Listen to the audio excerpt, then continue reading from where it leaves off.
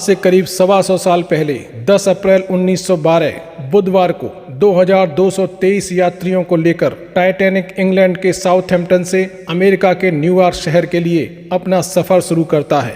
इसमें सफर करने वाले लोग बड़े बड़े उद्योगपतियों और अभिनेताओं से लेकर आप्रवासी तक थे और जहाज का नेतृत्व कर रहे थे 62 साल के कैप्टन एडवर्ड जे स्मिथ। भाप से चलने वाला ये जहाज जल्द से जल्द इस सफर को पूरा करना चाहता था, क्योंकि इसे उस समय का अति प्रतिष्ठित ब्लू बैंड नाम का अवार्ड हासिल करना था, जो सबसे जल्दी सफर तय करने वाले जहाज को दिया जाता था, विशेष रूप से अपने पहले सफर को। इसलिए कैप्टन स्मिथ पर जहाज के मालिक की ओर से जहाज को तेजी से चलाने का दबाव था। जहाज के मालिक और कैप्टन के साथ साथ यात्रियों को भी इस बात पर पूरा यकीन था कि यह जहाज डूब तो सकता ही नहीं है। तो छोटे मोटे खतरों को अनदेखा करते हुए इसने 40 किलोमीटर प्रति घंटे से ज्यादा की रफ्तार हासिल कर ली, जो उस समय किसी पानी के जहाज के लिए काफी ज्यादा थी। 5वें दिन यानी रविवार 14 अप्रैल की रात को टाइटैनिक न्यू फाउंडलैंड क्षेत्र के करीब पहुंचा ही था कि लगातार 6 बार अलर्ट मैसेज आया कि आगे एक बहुत बड़ा आइसबर्ग है, सावधान रहना। ये एक कॉमन प्रैक्टिस थी। दरअसल आसपास चलने वाले जहाज एक दूसरे को सावधान करने के लिए ऐसे रेडियो मैसेज भेजते ही रहते थे। आइसबर्ग यानी समुद्र में तैरती बर्फ की चट्टान, जिसका 90% हिस्सा पानी में डूबा रहता है और मात्र 10% पानी से ऊपर निकला रहता है। लगातार 6 बार वार्निंग मिलने के बावजूद भी कैप्टन स्मिथ टाइटैनिक की रफ्तार कम नहीं करते और बेफिक्री से आगे बढ़ते रहते हैं। दरअसल उन्हें यकीन था कि वह इसी स्पीड पर समय रहते जहाज की दिशा मोड़ देंगे। ऐसा वह 2 बार पहले भी कर चुके थे। उस समय पर रडार या सोनार जैसी कोई तकनीक नहीं थी, इसलिए जहाज के ऊपर काफी ऊंचाई पर एक ऐसी जगह बनाई जाती थी जहां से दूरबीन के द्वारा देखा जाता था कि कोई खतरा या कोई आइसबर्ग आदि तो नहीं है। इसे लुकआउट पॉइंट भी कह सकते हैं। रात के करीब 10:39 होने वाले थे। तेज और खून जमा देने वाली सर्द हवा चल रही थी। फिजाओं में धुंध छाई हुई थी और वो न्यू मून यानी अमावस्या से 2 दिन पहले की रात थी, इसलिए चांद भी दिखाई नहीं दे रहा था और विजिबिलिटी बहुत कम थी। अचानक लुकआउट पॉइंट पर खड़े आदमी को अपने ठीक सामने धुंध में से निकलता एक सफेद पहाड़ जैसा नजर आता है, जो कि तेजी से जहाज की ओर आ रहा था। ठीक सफेद पहाड़ कुछ और नहीं बल्कि एक बहुत बड़ा आइसबर्ग था, करीब 3 मंजिल ऊंचा। बुर्ज पर बैठा हुआ आदमी तुरंत खतरे की घंटी बजाता है तथा जहाज के दाईं तरफ आइसबर्ग होने की चेतावनी देता है। तुरंत नीचे इंजन रूम में बैठे सारे लोग हरकत में आ जाते हैं और पूरी ताकत से जहाज को घुमाने लगते हैं। किंतु ये क्या, जहाज तो आइसबर्ग से दूर जाने की बजाय उल्टा उसी की ओर जा रहा था। तभी एक भयानक भूल का एहसास होता है। हुआ यूं कि ऊपर से संदेश आने के बाद मौजूदा ऑफिसर ने स्टीयरिंग व्हील पर बैठे रॉबर्ट हिचेंस को जहाज को बाईं तरफ मोड़ने को कहा, क्योंकि दाहिनी तरफ आइसबर्ग था। लेकिन हड़बड़ी में रॉबर्ट ने जहाज की स्टीयरिंग दाहिनी तरफ यानी आइसबर्ग की तरफ ही घुमा दी थी। गलती हो चुकी थी, किंतु इस गलती को सुधारने में कई सेकंड वेस्ट हो गए। अब ऑफिसर्स के पास कुछ करने के लिए मात्र 30 सेकंड बचे थे। जहाज को मोड़ने में पूरी ताकत झोंक देने के बावजूद रात के 11:40 पर जहाज आइसबर्ग से टकरा ही जाता है और करीब 10 सेकंड तक आइसबर्ग के साथ घिसटता चला जाता है। इस भीषण टक्कर के तुरंत बाद कैप्टन स्मिथ और आर्किटेक्ट थॉमस एंड्रयूज स्थिति का जायजा लेने पहुंचते हैं और यह देखकर सन्न रह जाते हैं कि जहाज बुरी तरह क्षतिग्रस्त हो चुका था। उसके 16 में से 6 कंपार्टमेंट टूट चुके थे, जिनमें समुद्र का पानी तेजी से दाखिल हो रहा था। तुरंत जहाज के सभी पंप चला दिए जाते हैं, जो जहाज के पानी को बाहर फेंकने लगते हैं, परंतु पानी बड़ी तेजी से जहाज के कंपार्टमेंट्स में दाखिल हो रहा था।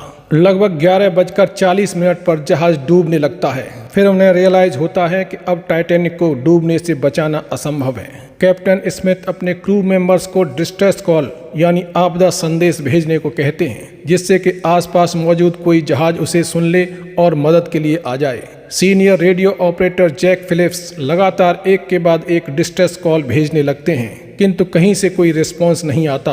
फिर भी वो सिग्नल भेजना बंद नहीं करते। आखिरकार 12:20 पर RMS कारपेथिया नाम का एक जहाज इस सिग्नल को पकड़ लेता है और टाइटैनिक पर फंसे लोगों को बचाने का फैसला करता है। किंतु ये जहाज टाइटैनिक से 107 किलोमीटर दूर था। जहां से टाइटैनिक तक पहुंचने में उसे कम से कम 3.5 घंटे लगते। सवाल ये था कि क्या इतनी देर टाइटैनिक बचा रह सकता था। जैक फिलिप्स डिस्ट्रेस सिग्नल भेज रहे थे तो बाकी के क्रू मेंबर्स रोशनी वाले फ्लायर्स और रॉकेट चला रहे थे, इस उम्मीद में कि कोई तो जहाज होगा जो हमें बचाने आ जाएगा। किंतु दुर्भाग्य, RMS कारपेथिया के अलावा कहीं से कोई रिस्पॉन्स नहीं मिलता। ऐसा नहीं था कि कोई और जहाज टाइटैनिक के आसपास मौजूद ही नहीं था। टाइटैनिक से मात्र 37 किलोमीटर दूर RMS कैलिफोर्निया नाम का एक जहाज मौजूद था। उसी ने टक्कर से 1 घंटे पहले टाइटैनिक को आइसबर्ग होने की चेतावनी भी दी थी और खुद खतरे को भांपकर रात भर के लिए रुक गया था।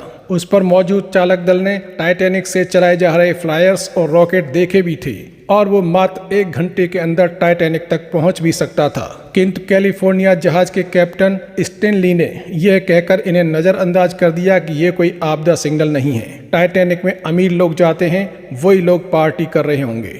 इसके अलावा टक्कर से करीब 25 मिनट पहले 11:15 बजे कैलिफोर्निया जहाज के रेडियो ऑपरेटर ने अपना रेडियो भी ऑफ कर दिया था, जिसकी वजह से वो टाइटैनिक से भेजे गए किसी भी डिस्ट्रेस कॉल को रिसीव नहीं कर पाया था। अब टाइटैनिक के पास आखिरी सहारा लाइफ बोट्स ही थीं, किंतु वो भी मात्र 20 ही थीं।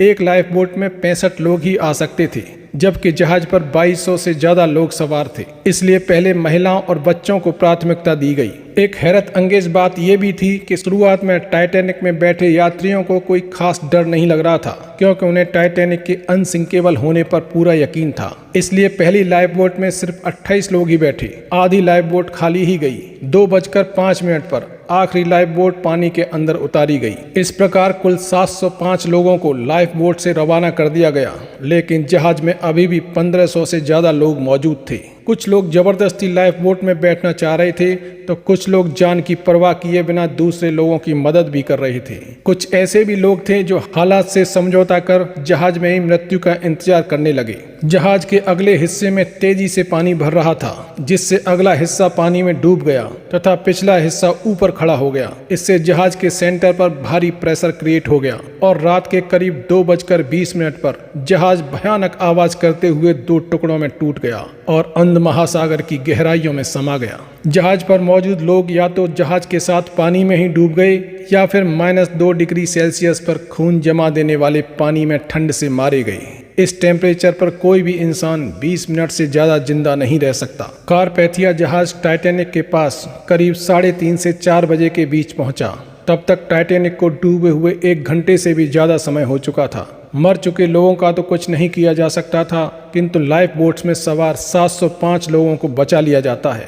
विश्व के सबसे बड़े जहाज टाइटैनिक के डूबने से इंग्लैंड की अर्थव्यवस्था को काफी गहरा झटका लगा था, क्योंकि इसमें यात्रा करने वाले सबसे धनी व्यक्ति इंग्लैंड से ही थे। सबसे ज्यादा शॉकिंग बात तो ये थी कि जिसे अनसिंकेबल यानी नहीं डूबने वाला जहाज कहकर प्रचारित किया गया था, बल्कि यहाँ तक कहा गया था कि इसे भगवान भी नहीं डुबा सकते, वो अपने पहले ही सफर में डूब गया, वो भी मात्र 3 घंटे से भी कम समय में। टाइटैनिक को अनसिंकेबल कहने के पीछे भी कुछ ठोस कारण थे। नंबर 1, टाइटैनिक में डबल बॉटम हल यानी 2 पैदियां थीं। अगर एक पैदी फट भी जाती तो जहाज नहीं डूब सकता था, किंतु आइसबर्ग ने टाइटैनिक को साइड से चीर दिया, ऐसा किसी ने नहीं सोचा था। नंबर 2, उस समय उपलब्ध सबसे मजबूत धातुओं और स्टील के द्वारा उस जहाज का निर्माण किया गया था। नंबर 3, जहाज के तल में 16 वाटर टाइट कंपार्टमेंट बनाए गए थे, यानी एक कंपार्टमेंट से पानी दूसरे में नहीं जा सकता था। नंबर 4, टाइटैनिक को इस तरह डिजाइन किया गया था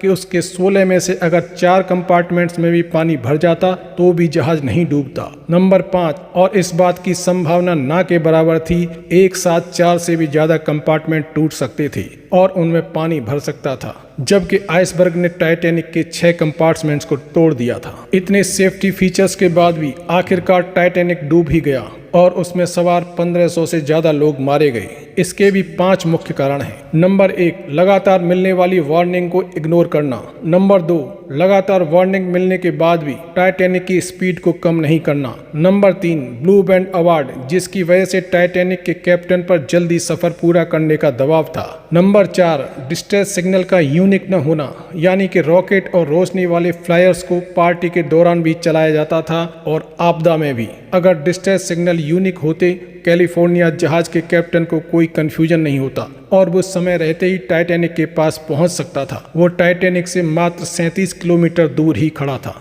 नंबर 5, पैसेंजर्स की तुलना में काफ़ी कम लाइफ बोट्स का होना। काफ़ी इन्वेस्टिगेशन के बाद पाया गया कि टक्कर की मुख्य वजह टाइटैनिक की स्पीड को कम नहीं करना था और लोगों के मरने की मुख्य वजह ज़रूरत से आधी लाइफ बोट्स का होना था। किंतु मेरी नज़र में इन सबसे बड़ा कारण है टाइटैनिक को अनसिंकेबल यानी कभी न डूबने वाला जहाज कहकर इतना प्रचारित करना कि कैप्टन और क्रू समेत सारे यात्री भी इस बात को बिल्कुल सच मानने लगे थे।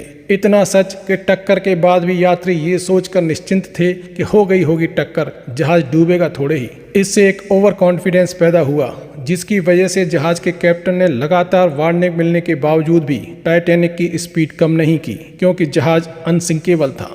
इन्वेस्टिगेशन में पाया गया था कि अगर मात्र 30 सेकंड का भी समय और मिल जाता तो जहाज को मोड़कर टक्कर से बचाया जा सकता था, जो कि स्पीड कम होने पर आसानी से मिल जाता। इसी ओवर कॉन्फिडेंस की वजह से टक्कर वाले दिन की जाने वाली सेफ्टी ड्रिल्स यानी सुरक्षा अभ्यास को भी टाल दिया गया था। इसके अलावा लाइफ बोट्स भी पर्याप्त संख्या में नहीं रखी गई थीं क्योंकि जहाज को बनाने वाली कंपनी को लगा था कि ये जहाज तो कभी डूब ही नहीं सकता, ज़्यादा लाइफ बोट्स की जरूरत ही नहीं है। टाइटैनिक के डूबने के 73 साल बाद 1 सितंबर 1985 को न्यू फाउंडलैंड से करीब 700 किलोमीटर दूर अटलांटिक महासागर की तलहटी में 3800 मीटर यानी करीब 3.25 किलोमीटर नीचे टाइटैनिक के 2 टुकड़े मिले जो एक दूसरे से 600 मीटर दूर पड़े थे। एनवायरनमेंट और बैक्टीरिया आदि इसको तेजी से खत्म कर रहे हैं। वैज्ञानिकों के अनुसार कुछ ही सालों में टाइटैनिक का अस्तित्व हमेशा के लिए खत्म हो जाएगा और टाइटैनिक सिर्फ इतिहास बनकर रह जाएगा।